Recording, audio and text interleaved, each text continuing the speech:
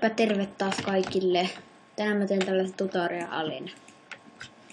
No, missä mä kerron miten olla suosittu kautta rikas. Niin. Ensinnäkin, jos sä haluat olla rikas, mä suosittelen alkaa farmaamaan jotain niinku sugargania. Sitä mä farmaan. Se ei ole niin järkevää, kuten esim. Goldclovit. Näistä kestää, näistä saadaan sairaasti gemejä, vaan nää ei oo, jos lasketaan niin yhtä tuottoisia kuin sugargane.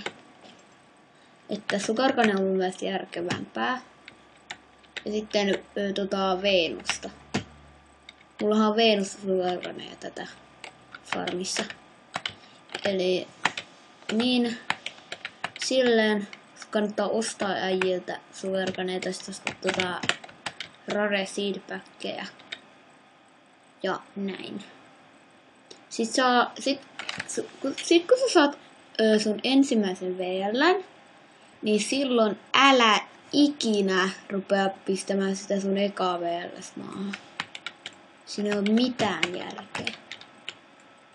Älä ikinä tee niin. Koska siinä ei ole todellakaan mitään järkeä.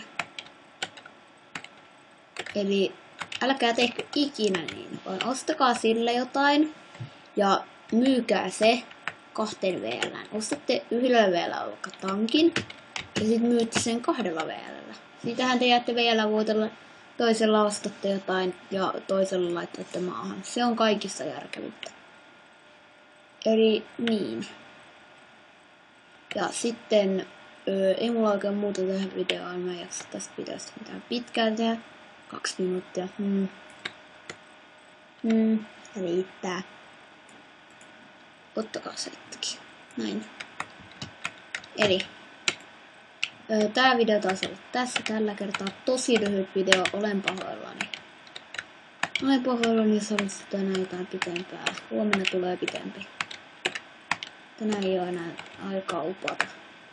Kello on nyttenkin. Kello on 17.55. Eli kohta 6. Niin ei siinä oikein aikaa ole uppailla videoita teille. Koska mä yleensä haluan 6 videon. Eli ei siinä tässä videossa oikein muuta. Seuraavan videon asti, minkä tulee toistaiseksi olemaan Growtopia. Tai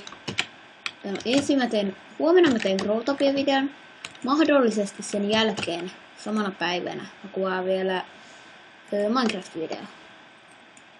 Joo, elikkä seuraavaan osaan asti.